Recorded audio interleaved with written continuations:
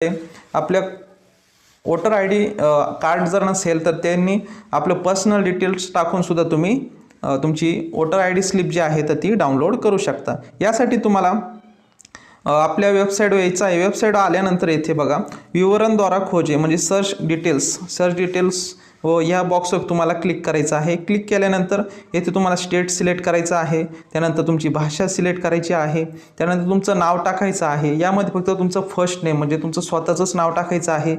Second relative नेम्समध्ये तुमच्या वडिलांचं नाव टाकायचं आहे। त्यानंतर जन्मतारीख तुम्हाला इथे सिलेक्ट करून घ्यायची आहे।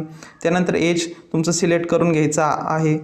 एज सिलेक्ट झाल्यानंतर बघा इथे जेंडर जे आहे तर ते जेंडर सिलेक्ट करायचं आहे। त्यानंतर डिस्ट्रिक्ट कोणता आहे ते सिलेक्ट करून घ्यायचं आहे। त्यानंतर तुमचं असेंब्ली जे आहे विधानसभा निर्वाचन क्षेत्र जे आहे तर ते सिलेक्ट करून घ्यायचं आहे आणि खाली नंतर कॅप्चा कोड टाकून तुम्हाला सर्च बटनावर